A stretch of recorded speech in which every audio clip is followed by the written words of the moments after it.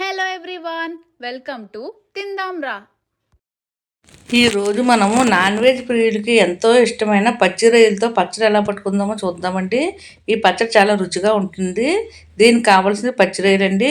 ఇలా పెద్దగా ఉండే పచ్చి రొయ్యలు తెచ్చుకుని చక్క పైన పొట్టునంతా తీసివేసుకోవాలి. తర్వాత దీంట్లో కొంచెం నిమ్మరసము, ఉప్పు వేసి 2-3 సార్లు బాగా కడుక్కోవాలండి. ఈ పచ్చిరొయ్యలను ఎక్కువసార్లు కలుపుకోవడం వలన దీంట్లో ఉన్న నీచు వాసన అంతా పోతుంది. తర్వాత ఒక స్పూన్ నిండుగా పసుపు వేసుకోవాలి, ఒక స్పూన్ నిండుగా ఉప్పు వేసుకోవాలి. ఈ పసుపు ఉప్పు పచ్చిరొయ్యలకు బాగా పట్టేలా కలుపుకుని 10 నిమిషాలు పక్కన పెట్టుకోవాలి. తర్వాత వెడల్పు ఉండే ఒక కడాయిలో ఈ పచ్చిరొయ్యలు వేసుకుని దాంట్లో ఒక స్పూన్ నూనె వేసుకుని దీంట్లో ఉన్న నీరంతా ఎగిరిపోయే వరకు ఉడికించుకోవాలండి.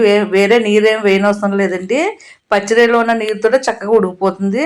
ఇలా దగ్గరికి అయిన తర్వాత ఒక బౌల్లో తీసి పెట్టుకోవాలి. అది చక్కగా ఉడికే చూడండి. రొయ్యలు పచ్చివాసన అంతా పోయే వరకు ఉడికించుకోవాలి.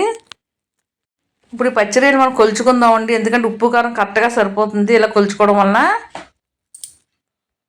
ఇలా ఉడికించి పెట్టుకున్న పచ్చిరొయ్యలు కొలుచుకుంటే మెజర్మెంట్ కప్పుతో నాకు ఇక్కడ 2 కప్పులు వచ్చాయండి. ఈ 2 కప్పులు మెజర్మెంట్స్ కప్పు కొలుచుకోవడం వలన మనం ఏమేమి వేసుకోవాలో చూసుకుందాం.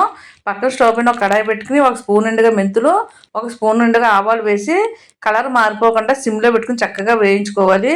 ఇలా వేయించుకోవడం వలన కమ్మగా చాలా టేస్టీగా ఉంటుంది. అలాగే 2 స్పూన్లు ధనియాలు కూడా వేసుకోవాలి. అలాగే ఒక స్పూన్ నిండుగా జీలకర్ర కూడా వేసుకోవాలి. ఇవన్నీ మధ్య మధ్యలో కదుపుకుంటూ వేయించుకోవాలి. అలాగే 2 అంగుళాలు దాల్చిన చెక్క, అలాగే 10 లవంగాలు వేసుకోవాలి. వీటిని కదుపుకుంటూ వేయించుకోవాలి. తర్వాత దీంట్లో ఒక స్పూన్ నిండుగా గసగసాలు వేసుకోవాలి.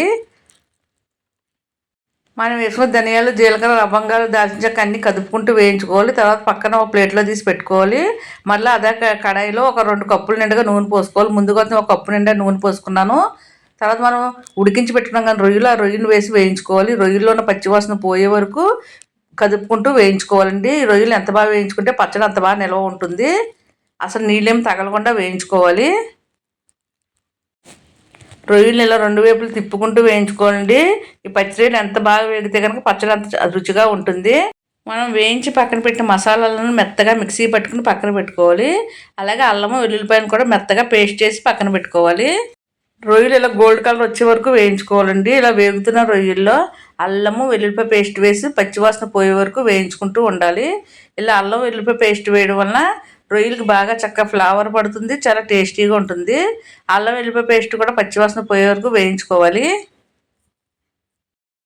ఈ రొయ్యల పచ్చడి కారం కారంగా చాలా టేస్టీగా ఉంటుందండి. నాన్ వెజ్ ప్రియులు అయితే అసలు వదలకుండా తినేస్తారంటే అంత టేస్టీగా ఉంటుంది. అల్లం వెల్లిపాయ పేస్ట్ అంతా పచ్చివాసన పోయే వరకు వేయించుకున్న తర్వాత మనం ముందుగా మసాలా పొడి చేసి పెట్టుకున్నాం కదా, ఆ పొడిని కూడా ఈ రొయ్యల్లో వేసి కలుపుకోవాలి. ఈ మసాలా పొడి కూడా రొయ్యలకు బాగా పట్టేలాగా కదుపుకుంటూ వేయించుకోవాలి. తర్వాత టేస్ట్కు తగ్గట్టుగా సాల్ట్ యాడ్ చేసుకోవాలండి. రొయ్యలన్నీ బాగా వేగిన తర్వాత స్టవ్ని సిమ్లో పెట్టుకుని ఒక 2 స్పూన్ల నిండుగా సాల్ట్ వేసుకుంటున్నాను. సాల్ట్ మీ టేస్ట్కు తగ్గట్టుగా యాడ్ చేసుకోవచ్చు. రొయ్యలు కొలుచుకున్న మెజర్మెంట్ కప్పుతోటి 1/2 కప్పు నిండుగా కారం వేసుకుంటున్నాను. ఈ రొయ్యల్లో ఉప్పు కారం బాగా పట్టేలా కదుపుకుంటూ వేయించుకోవాలి. ఉప్పు కారం వేసి కదిపిన వెంటనే స్టవ్ ఆఫ్ చేసుకోవాలండి. ఈ రొయ్యలు బాగా చల్లారనివ్వాలి. చల్లారిన తర్వాత దీంట్లో మనం నిమ్మరసం వేసుకోవాలి. చూడండి, రొయ్యలు బాగా చల్లారనివ్వాలి. చల్లారిన తర్వాత 2 లేక 3 నిమ్మకాయల సైజుని బట్టి రసం తీసుకుని ఈ రొయ్యల పచ్చడిలో కలుపుకోవాలి. నూనె అంతా చక్కగా పైకి కూడా తేలింది చూడండి. ఇక్కడ మీడియం సైజులో ఉన్న 4 నిమ్మకాయలు తీసుకున్నాను. రసం తీసుకుని ఫిల్టర్లో వేసుకుని ఇలా వడకట్టుకుంటున్నాను. ఈ నిమ్మరసం వేసి పచ్చడిలో కలుపుకోవడంలో పుల్ల పుల్లగా కారంగా చాలా రుచిగా ఉంటుంది. నిమ్మరసం అంతా పచ్చిరొయ్యలో బాగా కలిసేలాగా కలుపుకోవాలి. నిమ్మరసం అంతా పచ్చడిలో బాగా కలిసేలా కలుపుకున్న తర్వాత ఉప్పు సరిపోయిందేదో ఒకసారి చెక్ చేసుకోండి. ఉప్పు సరిపోతే కనుక మరి కొంచెం ఉప్పు యాడ్ చేసుకోవచ్చు. నేను వేసినంత ఉప్పు కారం కరెక్ట్గా సరిపోయిందండి. తర్వాత ఒక సర్వింగ్ బౌల్ వేసి సర్వ్ చేసుకోవాలండి. అంతే అండి, ఎమ్మీ అండి టేస్ట్ అయినా పచ్చిరొయ్యల నిల్వ పచ్చడి చూశారు కదా.